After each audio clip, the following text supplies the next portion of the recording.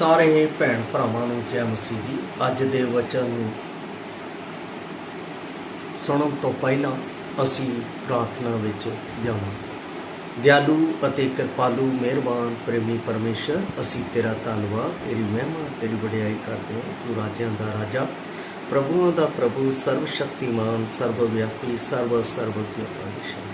अज जदों असीं परमेश्वर दा सारे भाई भैन तेरे वचन नूं सुणन दे लई तेरे समक्ष बैठे हैं, तो सानू अपनी समझ अपनी बुद्ध दे, ताकि असी तेरे वचन नूं सुन के तेरी जिउंदी आस दे विच मजबूत होकर तेरे राज विच वधदे जाइए, और जदों तेरा आना होवे तां असीं तेरे नाल शरीक हो जाइए। अजिहा होण तो नहीं मदद कर। अज दे वचन नूं बोलण दे लई अपनी परमेश्वरता बुद्ध अते समझ दे, और परमेश्वरता जो सुन रहे ने उन्हां नूं अपनी बुद्ध दे नाल समझण वाला कर, ताकि तेरी महिमा हो सके। सारा आदर मान आप नूं दिंदे होए बेनती मसीह यसू दे पवित्र ते समर्थी नाम च आमीन। सारे भैन भरावां नूं मैं अपने इस चैनल अते अज दे इस बाइबल अध्ययन दे विच उन्हां दा स्वागत करदा हां। अज दे वचन नूं असीं सुणन तो पहिलां असीं इस वचन दे विच उस खंड नूं पढ़ांगे जिहड़ा सानूं परमेश्वर दिंदा है। अज दा जो मेरा वचन है वो है परमेश्वर दा वचन जिहड़ा विजयी है। परमेश्वर दा वचन जिहड़ा विजयी है। और इस नूं मैं जो लै रहा हाँ वो मती रची सुसमाचार उसका 13 अध्याय उसकी 23 आयत अते लूका दी अंजील उसका 8 अध्याय उसकी 11 आयत, और इस दे नाल पहला कुरिन्थियां 3:6। मैं इसनूं आप दे लई पढ़ रहा हाँ। पर जिहड़ा चंगी जमीन विच बीजिया गया सो वो है जो वचन नूं सुणदा अते समझदा है, वो जरूर फल दिंदा है, अते कोई 100 गुणा, कोई 60 गुणा, कोई 30 गुणा फलदा है। और 11 आयत दे विच इंज लिखिया है, ये दृष्टांत इउं है कि बीज परमेश्वर दा वचन है। और उसके नाल मैं पहला कुरिन्थियां 11 अध्याय उसकी 30 पहला कुरिन्थियां उसका 3 अध्याय उसकी 6 आयत, मैं तो बूटा लाया अते अपोलोस ने सिंजिया, परमेश्वर ने वधाया। प्यारे अजीज, एक वजई मसीही जीवन दे लई परमेश्वर दे वचन का सच्चा प्रकाशन होना जरूरी है। एक विजयी मसीही जीवन दे लई परमेश्वर दा सच्चा प्रकाशन जो वचन दा है वो उसके जीवन दे विच होना जरूरी है। परमेश्वर दा वचन अक्सर खुद नूं एक बीज दे रूप विच संदर्भित करदा है। नवें नियम विच कुल 44 अजिहियां आयतां है जिहड़ियां कि वचन के संबंध में यूज कीतियां गईयां ने, और जिथे ये यूनानी शब्द वचन यूज किया गया उसनूं यूनानी दे विच सपर्मा करके यूज किया गया है। और सपर्मा जिहड़ा है वो अनुवाद साडे लई बीज विच किया गया है, लेकिन इहो शब्द जिसनूं असीं अंग्रेजी शब्द दे विच शक्राणु भी कहंदे हैं। अगर असी यूनानी भाषा के इस शब्द दे विच जाइए तो इसका असल मतलब जिहड़ा है गर्भ धारण करन वाला अते उन्हां चमत्कारां नूं जन्म देण दे लई जिन्हां दी आप नूं जरूरत है। आप पहला परमेश्वर दे वचन नूं अपने दिल विच बीज की तरह उसनूं लियाना होवेगा, अते पहला बीज बोए बिना कदे गर्भ धारण हो ही नहीं सकता। सिर्फ एक कुआरी तो जन्म होया अते आप दे चमत्कार दा जन्म दूसरा नहीं है।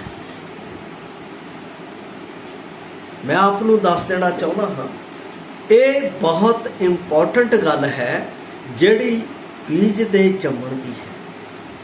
और बाइबल दसदी है बीज परमेश्वर का वचन है। जब तक ये बीज साडे अंदर जावेगा नहीं, साडे विच परमेश्वर का जन्म, परमेश्वर का सुभाव आ ही नहीं सकता। ਔਰ ਬੀਜਾਂ ਨੂੰ ਲਗਾਤਾਰ ਪਾਣੀ ਦੀ ਲੋੜ ਹੈ। ਔਰ ਜਦੋਂ ਮੈਂ ਇਸ ਦੇ ਬਾਰੇ ਬਾਈਬਲ ਦੇ ਵਿੱਚ ਦੇਖਦਾ, ਬਾਈਬਲ ਦੇ ਵਿੱਚ ਧਿਆਨ ਦਿੰਦਾ, ਤਾਂ ਇਹ ਬੀਜ ਜ਼ਰੂਰੀ ਹੈ ਮੇਰੇ ਜੀਵਨ ਦੇ ਵਿੱਚ। ਔਰ ਇਸ ਬੀਜ ਨੂੰ ਪਾਣੀ ਦੀ ਲੋੜ ਹੈ। ਜੇ ਉਹ ਪੁੰਗਰਨਾ ਅਤੇ ਜੜ੍ਹਾਂ ਫੜਨੀਆਂ ਤੇ ਫਲਦਾਇਕ ਰੁੱਖਾਂ ਵਿੱਚ ਤਬਦੀਲ ਹੋਣਾ ਹੈ ਤਾਂ ਉਸ ਨੂੰ ਪਾਣੀ ਦੀ ਲੋੜ ਹੈ। ਪਹਿਲਾ ਕੁਰਿੰਥੀਆਂ 3 ਦੇ ਅਨੁਸਾਰ ਫਲ ਪੈਦਾ ਕਰਨਾ ਪਰਮੇਸ਼ਰ ਦਾ ਕੰਮ ਹੈ, ਇਹ ਮਨੁੱਖਾਂ ਦਾ ਕੰਮ ਨਹੀਂ। ਮਨੁੱਖ ਬੀਜ ਬੋ ਸਕਦਾ, ਉਸ ਨੂੰ ਪੈਦਾ ਕਰਨਾ ਔਰ ਉਸ ਨੂੰ ਉਗਾਉਣਾ ਔਰ ਉਸ ਦੇ ਵਿੱਚ ਫਲ ਪੈਦਾ ਕਰਨਾ ਇਹ ਪਰਮੇਸ਼ਰ ਦਾ ਕੰਮ ਹੈ। ਮਨੁੱਖ ਦਾ ਕੰਮ ਇੱਕ ਹੈ, ਉਸ ਨੂੰ ਵਾਹੁਣਾ। ਹਰ ਇੱਕ ਮਨੁੱਖ ਨੂੰ ਇੱਕ ਖਾਸ ਕੰਮ ਦਿੱਤਾ ਗਿਆ ਹੈ, ਉਸ ਵਚਨ ਨੂੰ ਲੈ ਕੇ ਉਸ ਭੂਮੀ ਦੇ ਵਿੱਚ ਵਾਹੁਣਾ ਜਿਹੜੀ ਬੰਜਰ ਹੈ। ਬੰਜਰ ਦਾ ਮਤਲਬ ਕੀ ਹੈ? ਜਿਹਦੇ ਵਿੱਚ ਖੋਪ ਨਹੀਂ, ਇਹਦੇ ਵਿੱਚ ਕਿ ਪਾਣੀ ਹੋਵੇਗਾ, ਇਹਦੇ ਵਿੱਚ ਨਮੀ ਹੋਵੇਗੀ। ਮਤਲਬ ਕਿ ਪਾਪ ਦੇ ਕਾਰਨ ਸੁੱਕੀ ਹੋਈ ਭੂਮੀ, ਉਸ ਨੂੰ ਇੱਕ ਜੀਵਨ ਦੀ ਲੋੜ ਹੈ। ਉਸ ਨੂੰ ਇੱਕ ਅਜਿਹੇ ਜੀਵਨ ਦੀ ਲੋੜ ਹੈ ਜਿਸ ਵਿੱਚ ਉਹ ਆਪਣੇ ਵਿੱਚ ਅਜਿਹਾ ਜੀਵਨ ਲੈ ਸਕੇ, ਜਿਸ ਜੀਵਨ ਦੇ ਨਾਲ ਉਹ ਦੱਸ ਸਕੇ ਕਿ ਮੈਂ ਪਰਮੇਸ਼ਰ ਦੀ ਪੈਦਾਇਸ਼ ਹਾਂ, ਮੈਂ ਪਰਮੇਸ਼ਰ ਦੀ ਪੈਦਾਇਸ਼ ਹਾਂ। ਇਸ ਲਈ ਬਾਈਬਲ ਦੱਸਦੀ ਹੈ ਬੀਜ ਨੂੰ ਪਾਣੀ ਦੀ ਲੋੜ ਹੈ। ਜਦੋਂ ਬੀਜ ਬੋਇਆ ਜਾਂਦਾ ਹੈ ਤਾਂ ਉਸ ਨੂੰ ਨਮੀ ਦੀ ਲੋੜ ਪੈਂਦੀ ਹੈ, ਔਰ ਜਦ ਤੱਕ ਉਸ ਨੂੰ ਨਮੀ ਮਿਲੇ ਨਾ ਉਹ ਮਰਦੀ ਨਹੀਂ, ਔਰ ਜਦ ਤੱਕ ਉਹ ਮਰਦੀ ਨਹੀਂ ਉਦੋਂ ਤੱਕ ਉਗਦੀ ਨਹੀਂ, ਜਦੋਂ ਤੱਕ ਉਗਦੀ ਨਹੀਂ ਉਦੋਂ ਤੱਕ ਉਹ ਫਲ ਨਹੀਂ ਹੋ ਸਕਦੀ। ਪਹਿਲੀ ਗੱਲ, ਬੀਜ ਪਰਮੇਸ਼ਰ ਦਾ ਵਚਨ ਹੈ ਔਰ ਇਹ ਵਚਨ ਸਾਡੇ ਵਿੱਚ ਆਉਣ ਦੇ ਲਈ ਇਸ ਨੂੰ ਪਾਣੀ ਦੀ ਭਾਵ ਇੱਕ ਅਜਿਹੇ ਚਰਵਾਹੇ ਦੀ, ਇੱਕ ਅਜਿਹੇ ਪਰਮੇਸ਼ਰ ਦੇ ਜਨ ਦੀ ਜਿਹੜਾ ਪਰਮੇਸ਼ਰ ਦੇ ਵਚਨ ਦੇ ਨਾਲ ਸਾਧਿਆ ਹੋਇਆ ਹੈ। ਜਿਹੜਾ ਮੈਂ ਆਪ ਨੂੰ ਦੱਸਦਾ ਹਾਂ, ਬਾਗਵਾਨੀ ਮਾਲੀ ਨੂੰ ਹੀ ਸੁਹਾਉਂਦੀ ਹੈ, ਸਾਨੂੰ ਨਹੀਂ ਸੁਹਾ ਸਕਦੀ, ਕਿਉਂਕਿ ਮਾਲੀ ਨੂੰ ਪਤਾ ਹੈ ਕਿਹੜਾ ਬੂਟੇ ਨੂੰ ਕਿਸ ਤਰ੍ਹਾਂ ਗੁੱਡਿਆ ਜਾਣਾ ਹੈ, ਕਿਹੜੇ ਬੂਟੇ ਨੂੰ ਕਿਸ ਤਰ੍ਹਾਂ ਅਸੀਂ ਪਾਣੀ ਦੇਣਾ ਹੈ, ਕਿਹੜੇ ਬੂਟੇ ਦੇ ਵਿੱਚ ਕਿਹੜੀ ਕਮੀ ਹੈ, ਉਸ ਨੂੰ ਕਿੱਦਾਂ ਖਾਦ ਪਾਉਣੀ ਹੈ, ਇਹ ਬੂਟੇ ਦੇ ਵਿੱਚ ਕਮੀ ਕੀ ਹੈ, ਇਹ ਸਿਰਫ ਮਾਲੀ ਨੂੰ ਹੀ ਪਤਾ। ਹਰ ਕੋਈ ਉਹ ਕੰਮ ਨਹੀਂ ਕਰ ਸਕਦਾ, ਇਹ ਪਰਮੇਸ਼ਰ ਦਾ ਦਾਨ ਹੈ। ਇਸ ਲਈ ਬਾਈਬਲ ਦੇ ਵਿੱਚ ਲਿਖਿਆ ਹੈ ਹਰ ਕੋਈ ਉਸਤਾਦ ਨਾ ਬਣੇ, ਹਰ ਕੋਈ ਸੇਵਕ ਨਾ ਬਣੇ, ਕਿਉਂਕਿ ਬੀਜ ਉਹਨਾਂ ਹੱਥਾਂ ਦੇ ਵਿੱਚ ਹੈ ਜਿਹੜੇ ਬੀਜ ਬੋਣਾ ਚਾਹੁੰਦੇ। ਕਿਸਾਨ ਸਾਰੇ ਨਹੀਂ ਬਣਦੇ ਹੈ, ਕਿਸਾਨ ਉਹੀ ਹੁੰਦਾ ਹੈ ਜਿਹੜਾ ਕਿਸਾਨੀ ਕਰਨੀ ਚਾਹੁੰਦਾ ਹੈ ਔਰ ਜਿਹਦੇ ਅੰਦਰ ਕਿਸਾਨੀ ਕਰਨ ਦੀ ਇੱਕ ਲਾਲਸਾ ਹੈ, ਇੱਕ ਉਸ ਦੇ ਅੰਦਰ ਜਿਗਿਆਸਾ ਹੈ ਕਿ ਮੈਂ ਇਹ ਕੰਮ ਕਰ ਸਕਦਾ ਹਾਂ। ਇਸ ਲਈ ਮੈਂ ਇਸ ਵਚਨ ਨੂੰ ਆਪ ਦੇ ਵਿੱਚ ਲਿਆ ਸੀ ਔਰ ਪਰਮੇਸ਼ਰ ਦੇ ਵਚਨ ਦੇ ਪ੍ਰਚਾਰ ਅਤੇ ਸਿੱਖਿਆ, ਬੀਜਣਾ ਅਤੇ ਪਾਣੀ ਦੇਣ ਦੀ ਜ਼ਿੰਮੇਵਾਰੀ ਉਹਨਾਂ ਪਰਉਪਕਾਰਾਂ ਦੀ, ਭਾਵ ਉਹਨਾਂ ਲੋਕਾਂ ਦੀ ਜਾਂ ਉਹਨਾਂ ਵਿਸ਼ਵਾਸੀਆਂ ਦੀ ਹੈ ਜਿਹੜੇ ਕਿ ਇਸ ਦੇ ਲਈ ਸਮਰਪਿਤ ਹੈ, ਜਿਹੜੇ ਇਸ ਦੇ ਪ੍ਰਤੀ ਬੋਝ ਰੱਖਦੇ। ਇਸ ਸੰਬੰਧ ਵਿੱਚ ਮਤੀ ਦੀ ਅੰਜੀਲ 13 ਉੱਤੇ ਧਿਆਨ ਦੇਣਾ ਜ਼ਰੂਰੀ ਹੈ ਕਿ ਫਲਦਾਇਕ ਜ਼ਮੀਨ ਉਹਨਾਂ ਵੱਲ ਇਸ਼ਾਰਾ ਕਰਦੀ ਹੈ ਜਿਹੜੇ ਸਿਰਫ ਸੁਨੇਹਾ ਸੁਣਦੇ ਹੀ ਨਹੀਂ ਪਰ ਉਸ ਨੂੰ ਸਮਝਦੇ ਵੀ ਹਨ, ਤਦੇ ਉਹ ਫਲਵਾਨ। ਬਾਈਬਲ ਦੇ ਵਿੱਚ ਮੈਂ ਬਹੁਤ ਸਾਰੀਆਂ ਗੱਲਾਂ ਇਸ ਦੇ ਨਾਲ ਅਧਿਐਨ ਕਰਕੇ ਕੱਢੀਆਂ ਹੈ, ਮੈਂ ਉਸ ਨੂੰ ਵਾਰੀ-ਵਾਰੀ ਆਪ ਦੇ ਲਈ ਪੜ੍ਹਦਾ ਹਾਂ। ਬਾਈਬਲ ਦੇ ਵਿੱਚ ਜਦੋਂ ਅਸੀਂ ਪਹਿਲਾ ਪਤਰਸ 1 ਅਧਿਆਇ ਉਸ ਦੀ 23 ਆਇਤ ਨੂੰ ਪੜ੍ਹਦੇ ਹਾਂ ਤਾਂ ਉਸ ਵਿੱਚ ਇਸ ਵਚਨ ਦੇ ਬਾਰੇ ਪਤਰਸ ਦਾ ਇੱਕ ਡੂੰਘਾ ਵਿਚਾਰ ਜਿਹੜਾ ਮੇਰੇ ਅਤੇ ਆਪ ਦੇ ਲਈ ਹੈ, ਮੈਂ ਆਪ ਦੇ ਲਈ ਪੜ੍ਹ ਰਿਹਾ ਹਾਂ। ਪਹਿਲਾ ਪਤਰਸ 1:23 ਇੱਥੇ ਲਿਖਿਆ ਹੈ, ਕਿਉਂ ਜੋ ਤੁਸੀਂ ਨਾਸ਼ਵਾਨ ਤੁਖਮ ਤੋਂ ਨਹੀਂ ਸਗੋਂ ਅਵਿਨਾਸ਼ੀ ਤੋਂ ਪਰਮੇਸ਼ਰ ਦੇ ਵਚਨ ਦੇ ਰਾਹੀਂ ਜਿਹੜਾ ਜਿਉਂਦਾ ਅਤੇ ਸਥਿਰ ਹੈ ਨਵੇਂ ਸਿਰਿਓਂ ਜੰਮੇ ਹੋ। ਪਰਮੇਸ਼ਰ ਦੇ ਉਸ ਵਚਨ ਤੋਂ ਜਿਹੜਾ ਬੀਜ ਦੀ ਮਾਨੰਦ ਹੈ ਅਸੀਂ ਪੈਦਾ ਹੋਏ। और सुनाउण वाला जिहड़ा है उहनूं इस चीज़ की सिक्ख्या होनी चाहिए है कि जिहड़ा बीज मैं बोण जा रहा वो किहो जिहा बीज है और मैं किहो जी भूमि दे विच बीज रहा हाँ, कि वो बीज जिहड़ा मैं उस भूमि दे विच बीज रहा हाँ उस उत्ते परमेश्वर की किरपा का काम होवेगा या मेरे उस बीज दे नाल उस भूमि दे विच परमेश्वर की बरकत होवेगी। इसलिए बाइबल दे विच लिखिया है अपने मोती सूरां अगे ना पाओ जिहड़े पैरां थले रोल दिंदे आ। मेरे प्यारे अजीज, ये बहुमुल्ला अते परमेश्वर का आदरयोग वचन है जिस नूं परमेश्वर ने मैनू अते आप जिहे जिउंदे वचन का आप जिहे विश्वासियों नूं दिता गया है। और इसका तिरस्कार ना करो, इसका बहिष्कार ना करो, इसका आदर करो और अजिही भूमि दे उत्ते पाओ जिस भूमि दे उत्ते इस दी लोड़ है। जिस भूमि बाइबल च तां लिखिया जाओ जाके सर्वत्र सृष्टि दे विच मेरा प्रचार करो, करना है, उसनूं रोकना नहीं। पर कई बार मैं कई अपना विश्वासियों नूं कई अजिहे सेवकां नूं देखिया वो घंटा घंटा उस जगह के उत्ते बैठ के की करते हैं उन्होंने दिंदे आ। मैं आपनूं दसदा जदों किसान की करता है खेत दे विच जांदा है उस जमीन नूं देखदा है कि ये अपना बंजर है तो उस दे उत्ते हल चलाउंदा है। कितने बार एक बार नहीं 4 बार हल चलाउंदा है। 4 बार हल चलाउण तो बाद वो उस दियां जिहड़ियां टीमां हुंदियां उसनूं उस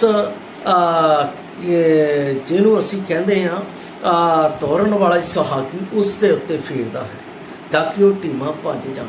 फिर उस तो बाद फिर वो हल बाउंदा है, फिर उसनूं रोणी करता है। रोणी करन ते जमीन तैयार हो जाती है। जदों जमीन तैयार हो जाती है फिर उस दे विच बीज वो बीज पांदा, मरिया होया बीज नहीं, सुक्का होया बीज नहीं, वो बीज जिहड़ा पंगरन वाला जिहड़ा अंदर जाके मरे अते उसनूं जीवंत करे। साडे लोकां नूं भूमिका तैयार करनी नहीं आउंदी, उत्थे जांदे आ उहदे उत्ते सिर पैर नहीं हुंदा उहदे उत्ते मरना शुरू कर दिंदे आ, बोलना शुरू कर दिंदे आ। भावें वो व्यर्थ ही जावे। किसान का एक टाइम हुंदा है जदों बीज बोंदा है तो ठिकाने ते बोंदा है और ठिकाने ते बोंदा है फिर उस तो बाद इंतज़ार करता है। असीं इंतज़ार करते हैं, असीं उत्थे लगे रहंदे हुणे ही एक्सैप्ट कर लवे, हुणे ही मान लवे, नहीं उहनूं छड्ड दिओ, कुछ समय दे लई छड्ड दिओ, फिर जाके उसकी पैरवाई करो। प्यारे अजीज, बीज बोण वाला बीज बोण मुकाए। 4 दृष्टांत इत्थे दस्से, चारे दृष्टांतां दे विच आखिरी जिहड़ा है अजिही भूमि ते बोया गया जिहड़ा फल देण वाला सी। इत्थे साफ तौर ते सानूं पता लगदा वो बीज जिहड़ा है सुणदा है अते समझदा है। ते असीं ये देखना, इस दे उत्ते ध्यान देना। दूसरी गल, ये भारी जिम्मेदारी ते जोर भी पाउंदा है। ये साडी एक जिम्मेदारी है, बहुत जोर पाउंदा है। जे असीं इस जिम्मेदारी तो भजदे हाँ, मैं देखिया बहुते लोग अपना काम काम काम काम काम करना जरूरी है। मैं नहीं कहता काम नहीं करना चाहिए, परमेश्वर ने काम दिता है तो काम करना चाहिए। पर जिथे सानू अपना लोड़ है उत्थे सानू जरूरत भी है असी उस जगह के उत्ते परमेश्वर के वचन नूं दईए भी। मैं अक्सर कई बार साडे भाई जो गल्फ तो आउंदे आ उन्हां दे बारे मैं गल सुनी है अते जिवें ही कमां कारां तो निकल के आउंदे आ तिवें ही अपना वचन चक के तुर पैंदे आ। उन्होंने कैंप अपनियां ड्यूटियां अपने टाइम टेबल बनाए होंदे हुण फलानी जगह ते जाना, हुण फलानी जगह ते जाना, फलानी।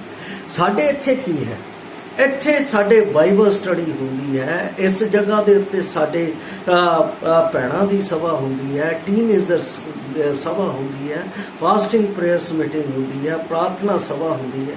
पर इत्थे साडे लोग इकट्ठे उन्हां दे विच टाइम टेबल ही नहीं। क्यों? क्योंकि वो बीज की हजे तक जिम्मेदारी नहीं समझे। साडी जिम्मेदारी वो बीज नूं हजे तक अपने अंदर लैके नहीं आए। इत्थे लिखिया अविनाशी तुखम तो पैदा है।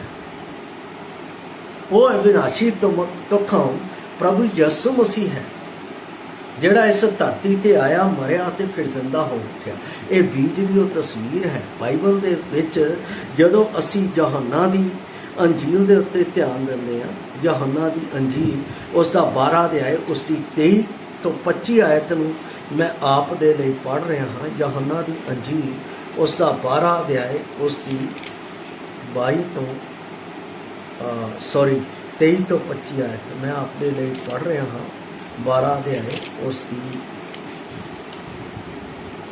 23 ਤੋਂ 25 ਇੱਥੇ ਇਸ ਤਰ੍ਹਾਂ ਲਿਖਿਆ ਹੋਇਆ ਹੈ, ਯਸੂ ਨੇ ਉਹਨਾਂ ਨੂੰ ਉੱਤਰ ਦਿੱਤਾ, ਵੇਲਾ ਆ ਪੁੱਜਿਆ ਹੈ ਜੋ ਮਨੁੱਖ ਦੇ ਪੁੱਤਰ ਦੀ ਵਡਿਆਈ ਕੀਤੀ ਜਾਵੇ। ਮੈਂ ਤੁਹਾਨੂੰ ਸੱਚ ਸੱਚ ਆਖਦਾ ਹਾਂ, ਜੋ ਕਣਕ ਦਾ ਦਾਣਾ ਜੋ ਜ਼ਮੀਨ ਵਿੱਚ ਪੈ ਕੇ ਨਾ ਮਰੇ ਤਾਂ ਇਹ ਇਕੱਲਾ ਹੀ ਰਹਿੰਦਾ ਹੈ, ਪਰ ਜੇ ਮਰੇ ਤਾਂ ਬਹੁਤ ਸਾਰਾ ਫਲ ਦਿੰਦਾ ਹੈ। ਜਿਹੜਾ ਆਪਣੀ ਜਾਨ ਨਾਲ ਹਿੱਤ ਕਰਦਾ ਹੈ ਉਹ ਉਸ ਨੂੰ ਗਵਾਉਂਦਾ, ਅਤੇ ਜਿਹੜਾ ਇਸ ਜਗਤ ਵਿੱਚ ਆਪਣੀ ਜਾਨ ਨਾਲ ਬੈਰ ਰੱਖਦਾ ਅਤੇ ਉਹ ਸਦੀਪਕ ਜਿਉਣ ਤਾਈਂ ਉਹਦੀ ਰੱਖਿਆ ਕਰੇਗਾ। ਬੜਾ ਕਲੀਅਰ ਕਰਕੇ ਲਿਖ ਦਿੱਤਾ। ਇਹ ਬਹੁਤ ਵੱਡੀ ਜ਼ਿੰਮੇਵਾਰੀ ਹੈ। ਸਾਨੂੰ ਉਸ ਜ਼ਮੀਨ ਦੇ ਵਿੱਚ ਪੈ ਕੇ ਮਰਨਾ ਹੀ ਹੈ। ਮਰਨਾ ਮਤਲਬ ਉਸ ਜ਼ਮੀਨ ਦੇ ਵਿੱਚ ਪੈ ਕੇ ਮਰਨ ਦਾ ਮਤਲਬ ਕੀ ਹੈ? ਸੰਸਾਰ ਦੇ ਲਈ ਮਰ ਜਾਣਾ, ਪਰਮੇਸ਼ਰ ਵਿੱਚ ਜੀ ਉੱਠਣਾ। ਇਹਦਾ ਮਤਲਬ ਜਿਹੜੇ ਹਜੇ ਵੀ ਸੰਸਾਰਿਕ ਅਵਸਥਾ ਦੇ ਨਾਲ ਚੱਲ ਰਹੇ ਆ, ਉਹ ਦੋ ਬੇੜੀਆਂ ਦੇ ਵਿੱਚ ਪੈਰ ਰੱਖ ਰਹੇ ਆ। ਉਹਨਾਂ ਦੇ ਲਈ ਮੈਂ ਆਪ ਦੇ ਲਈ ਇੱਕ ਵਚਨ ਪੜ੍ਹ ਰਿਹਾ ਹਾਂ। ਉਹ ਜਦੋਂ ਮੈਂ ਉਸ ਵਚਨ ਨੂੰ ਪੜ੍ਹਦਾ ਹਾਂ ਤਾਂ ਮੈਨੂੰ ਵੀ ਆਪਣਾ ਕਈ ਵਾਰ ਆਪਣੇ ਆਪ ਦੇ ਵਿੱਚ ਸੋਚਣ ਲੱਗ ਜਾਂਦਾ ਕਿ ਮੇਰੇ ਜੀਵਨ 'ਚ ਇਸ ਤਰ੍ਹਾਂ ਤਾਂ ਨਹੀਂ ਹੈ। ਮੈਂ ਆਯੂਬ ਦੀ ਪੁਸਤਕ 4 ਅਧਿਆਇ ਉਸ ਦੀ 8 ਆਇਤ ਮੈਂ ਆਪ ਦੇ ਲਈ ਪੜ੍ਹ ਰਿਹਾ ਹਾਂ। ਆਯੂਬ ਦੀ ਪੁਸਤਕ 4 ਅਧਿਆਇ ਉਸ ਦੀ 8 ਆਇਤ ਇੱਥੇ ਇਸ ਤਰ੍ਹਾਂ ਲਿਖਿਆ ਹੈ, ਮੇਰੇ ਦੇਖਣ ਵਿੱਚ ਤਾਂ ਜੋ ਪਾਪ ਨੂੰ ਜੋਤਦੇ ਅਤੇ ਦੁੱਖ ਬੋਲਦੇ ਹਨ ਉਹ ਉਹੀ ਕੱਟਦੇ ਹਨ। ਬੜੀ ਗੰਭੀਰ ਗੱਲ ਲਿਖੀ ਹੋਈ ਹੈ। ਇੱਕ ਪਾਸੇ ਮੈਂ ਸੰਸਾਰ 'ਚ ਹੱਥ ਫੜਿਆ, ਇੱਕ ਪਾਸੇ ਪ੍ਰਭੂ ਦੇ ਵਿੱਚ। ਇਸ ਤਰ੍ਹਾਂ ਨਹੀਂ ਹੋ ਸਕਦਾ। ਬਾਈਬਲ ਦੇ ਵਿੱਚ ਜਦੋਂ ਅਸੀਂ ਪਹਿਲਾ ਕੁਰਿੰਥੀਆਂ 10 ਅਧਿਆਇ ਨੂੰ ਪੜ੍ਹਦੇ ਹਾਂ, ਉਸ ਦੀ ਜਦੋਂ ਅਸੀਂ 20-21 ਆਇਤ ਪੜ੍ਹਦੇ ਹਾਂ ਤਾਂ ਉਹਦੇ 'ਚ ਲਿਖਿਆ ਹੈ, ਪਰਮੇਸ਼ਰ ਦੀ ਮੇਜ਼ ਦਾ ਭੂਤਾਂ ਦੇ ਨਾਲ ਕੀ ਵਾਸਤਾ।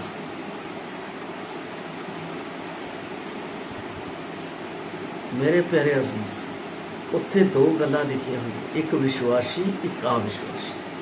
ਅਵਿਸ਼ਵਾਸੀਆਂ ਦੇ ਨਾਲ ਸਾਡੀ ਸੰਗਤ ਨਹੀਂ ਹੈ। ਇਸ ਕਰਕੇ ਕਹਿੰਦਾ ਉਹ ਅਵਿਸ਼ਵਾਸੀਆਂ ਦੇ ਸਮਾਨ ਨਾ ਜੁਤੋ। ਇਹ ਬੀਜ ਜਿਹੜਾ ਹੈ ਪਵਿੱਤਰਤਾ ਦਾ ਬੀਜ, ਭਾਵ ਪ੍ਰਭੂ ਯਿਸੂ ਮਸੀਹ ਦਾ ਬੀਜ ਮੇਰੇ ਵਿੱਚ ਪਾਇਆ ਗਿਆ, ਜਿਹੜਾ ਮੇਰੇ ਵਿੱਚ ਅੰਕੁਰਿਤ ਹੋਇਆ ਹੈ। ਇਹ ਸੰਸਾਰ ਤੋਂ ਵੱਖਰਾ। ਹੁਣ ਮੇਰੇ ਵਿੱਚ ਸੰਸਾਰ ਦਾ ਸੁਭਾਅ ਨਹੀਂ, ਹੁਣ ਮੇਰੇ ਵਿੱਚ ਪਰਮੇਸ਼ਰ ਦਾ ਸੁਭਾਅ ਹੋਣਾ ਚਾਹੀਦਾ ਹੈ। ਇਸੇ ਕਰਕੇ ਗਲਾਤੀਆਂ 6:8 ਦੇ ਵਿੱਚ ਇਸ ਗੱਲ ਨੂੰ ਪੌਲਸ ਰਸੂਲ ਬੜੇ ਸਾਫ਼ ਤਰੀਕੇ ਨਾਲ ਮੈਨੂੰ ਅਤੇ ਆਪ ਨੂੰ ਇੱਕ ਗੱਲ ਸਮਝਾਉਂਦਾ ਹੈ। ਉਹ ਗੱਲ ਅੱਜ ਇੱਕ ਕਹਾਵਤ ਵੀ ਬਣ ਚੁੱਕੀ ਹੈ। ਮੈਂ ਆਪ ਦੇ ਲਈ ਪੜ੍ਹ ਰਿਹਾ ਹਾਂ ਗਲਾਤੀਆਂ ਦੀ ਪੁਸਤਕ ਉਸ ਦਾ 6 ਅਧਿਆਇ ਉਸ ਦੀ 8 ਆਇਤ ਨੂੰ ਮੈਂ ਆਪ ਦੇ ਲਈ ਪੜ੍ਹ ਰਿਹਾ ਹਾਂ। ਇੱਥੇ ਲਿਖਿਆ ਹੈ, ਕਿਉਂਕਿ ਜੋ ਆਪਣੇ ਸਰੀਰ ਦੇ ਲਈ ਬੋਂਦਾ ਹੈ ਉਹ ਸਰੀਰ ਦੇ ਵਿਨਾਸ਼ ਦੀ ਕਟਨੀ ਕੱਟੇਗਾ, ਅਤੇ ਜੋ ਆਤਮਾ ਦੇ ਲਈ ਬੋਂਦਾ ਹੈ ਉਹ ਆਤਮਾ ਦੁਆਰਾ ਜੀਵਨ ਦੀ ਕਟਨੀ ਕੱਟੇਗਾ। ਇੱਕ ਜ਼ਿੰਮੇਵਾਰੀ ਮੇਰੇ ਵਿੱਚ ਦਿੱਤੀ ਗਈ ਹੈ ਕਿ ਆਤਮਿਕ ਬੀਜ ਮੇਰੇ ਵਿੱਚ ਪਾਇਆ ਗਿਆ ਤਾਂ ਮੈਂ ਆਤਮਿਕ ਸੰਗਤੀ ਦੇ ਨਾਲ ਅੱਗੇ ਵਧਣਾ ਹੈ। ਜੇ ਮੈਂ ਸੰਸਾਰ ਦੇ ਨਾਲ ਆਪਣਾ ਉਸ ਨੂੰ ਵਿੱਚਿਆ ਚੱਲ ਰਿਹਾ ਤਾਂ ਮੈਂ ਸੰਸਾਰ ਦੇ ਨਾਲ ਸਰੀਰ ਦੇ ਵਿੱਚ ਵਿਨਾਸ਼ ਦੀ ਕਟਨੀ ਕੱਟਾਂ। ਇਸ ਲਈ ਮੇਰੇ ਪਿਆਰੇ ਅਸੀਸ, ਇੱਥੇ ਇੱਕ ਜ਼ਿੰਮੇਵਾਰੀ ਹੈ। ਉਹ ਜ਼ਿੰਮੇਵਾਰੀ ਮੈਨੂੰ ਦਿੱਤੀ ਗਈ, ਜਿਹੜਾ ਹਰੇਕ ਉਸ ਉੱਤੇ ਬੋਝ ਹੈ ਕਿ ਮੈਂ ਇਸ ਬੋਝ ਨੂੰ ਪਰਮੇਸ਼ਰ ਦੇ ਵਚਨ ਦੇ ਨਾਲ ਇਮਾਨਦਾਰੀ ਨਾਲ ਆਪਣੇ ਜੀਵਨ ਦੇ ਵਿੱਚ ਲੈ ਕੇ ਜਾਏ। ਇਹਦਾ ਮਤਲਬ ਮੇਰਾ ਜੀਵਨ ਉਸ ਪਵਿੱਤਰ ਬੀਜ ਦੀ ਤਰ੍ਹਾਂ ਦੂਸਰਿਆਂ ਨੂੰ ਵੀ ਨਜ਼ਰ ਐ ਨਹੀਂ, ਮੇਰਾ ਬੋਲ ਕੁਝ ਹੋਰ ਹੈ ਤੇ ਮੈਂ ਕਰਦਾ ਕੁਝ ਹੋਰ ਹੈ। ਲੋਕ ਕਹਿਣਗੇ ਪਹਿਲਾਂ ਆਪਣੇ ਆਪ ਨੂੰ ਤਾਂ ਸੁਧਾਰ। ਇਸ ਲਈ ਇਹ ਇੱਕ ਵੱਡੀ ਜ਼ਿੰਮੇਵਾਰੀ ਹੈ। ਇਹ ਜ਼ਰੂਰੀ ਹੈ ਕਿ ਖੁਸ਼ਖਬਰੀ ਦੇ ਸੁਨੇਹੇ ਨੂੰ ਸਾਫ਼-ਸਾਫ਼ ਪੇਸ਼ ਕੀਤਾ ਜਾਵੇ ਅਤੇ ਇਸ ਸੁਨੇਹੇ ਨੂੰ ਉਸ ਸਿੱਖਿਆ ਦੁਆਰਾ ਜ਼ੋਰ ਦਿੱਤਾ ਜਾਵੇ, ਜਿਹੜੀ ਬਾਈਬਲ ਦੇ ਵੱਡੇ ਵਿਸ਼ਿਆਂ ਨੂੰ ਸਪਸ਼ਟ ਤਰੀਕੇ ਨਾਲ ਦੱਸਦੀ ਹੈ। ਸਾਨੂੰ ਅਰਥ ਦੇ ਸੂਖਮ ਅੰਤਰਾਂ ਨੂੰ ਵੇਖਣ ਵਿੱਚ ਵੱਡਾ ਆਨੰਦ ਮਿਲੇਗਾ, ਜਾਂ ਫਿਰ ਬਾਈਬਲ ਅੰਸ਼ਾਂ ਵਿੱਚ ਦਿਲਚਸਪ ਸੰਬੰਧ ਕਿਉਂ ਜੋ ਬਾਈਬਲ ਨੂੰ ਪੜ੍ਹਨਾ ਕਦੇ ਵੀ ਲਾਭਹੀਣ ਨਹੀਂ ਹੁੰਦਾ। ਬਾਈਬਲ ਨੂੰ ਪੜ੍ਹਨਾ ਲਾਭਵੰਤ ਹੁੰਦਾ ਹੈ। ਇਹ ਮੇਰੇ ਅਤੇ ਆਪ ਦੇ ਲਈ ਇੱਕ ਵੱਡੀ ਜ਼ਿੰਮੇਵਾਰੀ ਹੈ। ਪਰਮੇਸ਼ਰ ਨੇ ਬੀਜ ਮੇਰੇ ਹੱਥ ਵਿੱਚ ਦਿੱਤਾ ਹੋਇਆ ਹੈ, ਉਹ ਹਰ ਸਮੇਂ ਮੇਰੇ ਵਿੱਚ ਹੋਣਾ ਚਾਹੀਦਾ ਹੈ। ਚਾਹੇ ਮੈਂ ਕਿਤੇ ਵੀ ਹੋਵਾਂ, ਚਾਹੇ ਮੈਂ ਜੋਬ ਵਿੱਚ ਹੋਵਾਂ, ਚਾਹੇ ਮੈਂ ਕਿਸੇ ਮੈਦਾਨ ਦੇ ਵਿੱਚ ਹੋਵਾਂ, ਚਾਹੇ ਮੈਂ ਕਿਸੇ ਕਾਨਫਰੰਸ ਦੇ ਵਿੱਚ ਹੋਵਾਂ, ਚਾਹੇ ਮੈਂ ਕਿਸੇ ਵੀ ਜਗ੍ਹਾ ਦੇ ਵਿੱਚ ਹੋਵਾਂ, ਇਹ ਬੀਜ ਦੀ ਜ਼ਿੰਮੇਵਾਰੀ ਮੇਰੇ ਵਿੱਚ ਹੋਣੀ ਚਾਹੀਦੀ ਹੈ। ਮੈਨੂੰ ਇੱਕ ਸਟੋਰੀ ਯਾਦ ਆਉਂਦੀ ਹੈ, ਉਸ ਤੋਂ ਬਾਅਦ ਮੈਂ ਆਪਣੇ ਇਸ ਪੈਸੇਜ ਨੂੰ ਸਮਾਪਤ ਕਰਾਂਗਾ। ਇੱਕ ਸਟੋਰੀ, ਇੱਕ ਬੰਦਾ ਅਗਰਬੱਤੀਆਂ ਦੀ ਫੈਕਟਰੀ ਦੇ ਵਿੱਚ ਕੰਮ ਕਰਦਾ ਸੀ, ਔਰ ਉਸ ਫੈਕਟਰੀ ਦੇ ਵਿੱਚ ਕੰਮ ਕਰਨ ਦੇ ਨਾਲ ਉਸ ਦਾ ਸਰੀਰ ਇੱਦਾਂ ਦਾ ਹੋ ਚੁੱਕਾ ਸੀ ਕਿ ਉਹਦੇ ਵਿੱਚੋਂ ਉਸ ਦੀ ਖੁਸ਼ਬੂ ਆਉਂਦੀ ਰਹਿੰਦੀ ਸੀ। ਉਹ ਘਰ ਜਾ ਕੇ ਨਹਾਉਂਦਾ ਵੀ ਸੀ, ਰਗੜ ਕੇ ਨਹਾਉਂਦਾ ਸੀ ਤਾਂ ਵੀ ਖੁਸ਼ਬੂ ਆਉਂਦੀ ਸੀ। ਇੱਕ ਦਿਨ ਉਹ ਆਪਣਾ ਵਿਸ਼ਵਾਸ ਦੇ ਵਿੱਚ ਆ ਗਿਆ, ਔਰ ਵਿਸ਼ਵਾਸ ਦੇ ਵਿੱਚ ਆਉਣ ਦੇ ਨਾਲ ਸੰਗਤ ਦੇ ਵਿੱਚ ਜਾਣ ਲੱਗ ਪਿਆ। ਸੰਗਤ ਦੇ ਲੋਕ ਉਸ ਤੋਂ ਕੰਨੀ ਕਰਨ ਲੱਗ ਪਏ, ਔਰ ਉਹਨੇ ਪੁੱਛਿਆ ਕਿ ਤੁਸੀਂ ਮੇਰੇ ਤੋਂ ਦੂਰ ਕਿਉਂ ਜਾਂਦੇ ਹੋ? ਕਹਿੰਦੇ ਤੂੰ ਸੈਂਟ ਲਾ ਕੇ ਆਉਂਦਾ। ਉਹ ਕਹਿੰਦਾ ਨਹੀਂ, ਇਹ ਸੈਂਟ ਨਹੀਂ, ਮੈਂ ਆਪਣੀ ਕੰਪਨੀ ਦੇ ਵਿੱਚ ਜਾਂਦਾ, ਉੱਥੇ ਅਗਰਬੱਤੀਆਂ ਦਾ ਕੰਮ ਹੈ, ਔਰ ਇਸ ਅਗਰਬੱਤੀ ਦੇ ਕੰਮ ਦੇ ਨਾਲ ਮੇਰੇ ਸਰੀਰ ਦੀ ਚਮੜੀ ਇਸ ਤਰ੍ਹਾਂ ਦੀ ਹੋ ਗਈ, ਉਹਦੇ ਵਿੱਚ ਇਹ ਵਾਸ਼ਨਾ ਹੀ ਆਉਂਦੀ ਹੈ, ਮਤਲਬ ਇਹ ਸੁਗੰਧ ਆਉਂਦੀ ਹੈ, ਦੁਰਗੰਧ ਨਹੀਂ। ਇਹਦਾ ਮਤਲਬ ਕੀ ਹੈ? ਜੇ ਮੇਰੇ ਵਿੱਚ ਪਰਮੇਸ਼ਰ ਪੁੱਤਰ ਦਾ ਬੀਜ ਆ ਗਿਆ ਤਾਂ ਮੇਰੇ ਵਿੱਚ ਉਹ ਬੀਜ ਦੀ ਝਲਕ ਨਜ਼ਰ ਆਉਣੀ ਚਾਹੀਦੀ ਹੈ। ਹਰ ਕਿਸੇ ਨੂੰ ਇਹ ਪਤਾ ਲੱਗ ਜਾਏ ਇਹ ਧਰਮੀ ਵਿਅਕਤੀ ਹੈ, ਇਸ ਦੇ ਵਿੱਚ ਧਰਮੀ ਬੀਜ ਜੋ ਪ੍ਰਭੂ ਯਿਸੂ ਮਸੀਹ ਦਾ ਬੋਇਆ ਗਿਆ ਉਹ ਇਸ ਦੇ ਵਿੱਚ ਪ੍ਰਗਟ ਹੋ ਕੇ ਕੰਮ ਕਰ ਰਿਹਾ। ਕੀ ਅਸੀਂ ਇਸ ਤਰ੍ਹਾਂ ਕਰ ਰਹੇ? ਪਹਿਲੀ ਗੱਲ, ਬੀਜ ਦੇ ਵਿੱਚ ਸਾਨੂੰ ਪਾਣੀ ਦੀ ਲੋੜ ਹੈ। ਉਹ ਪਾਣੀ ਜਿਹੜਾ ਹੈ ਸਾਡੀਆਂ ਜੜ੍ਹਾਂ ਦੇ ਵਿੱਚ ਜੇ ਜਾਵੇਗਾ ਤਾਂ ਫਲ ਰੁੱਖ ਜਿਹੜਾ ਹੈ ਫਲਦਾਇਕ ਹੋਵੇਗਾ ਅਤੇ ਰੁੱਖ ਦੇ ਵਿੱਚ ਤਬਦੀਲ ਕਰੇਗਾ। ਪਹਿਲੀ ਗੱਲ। ਦੂਸਰੀ ਗੱਲ, ਮੈਨੂੰ ਇੱਕ ਵੱਡੀ ਜ਼ਿੰਮੇਵਾਰੀ ਦਿੱਤੀ ਗਈ ਹੈ, ਜੇ ਅਸੀਂ ਵਿਸ਼ਵਾਸੀ ਹਾਂ ਤਾਂ ਇਹ ਜ਼ਿੰਮੇਵਾਰੀ ਨਿਭਾਉਣਾ। ਤੀਸਰੀ ਗੱਲ, ਪਰਮੇਸ਼ਰ ਲੋਕਾਂ ਅਤੇ ਆਪਣੇ ਬਾਰੇ ਕੀ ਕਹਿੰਦਾ ਹੈ? ਯਿਸੂ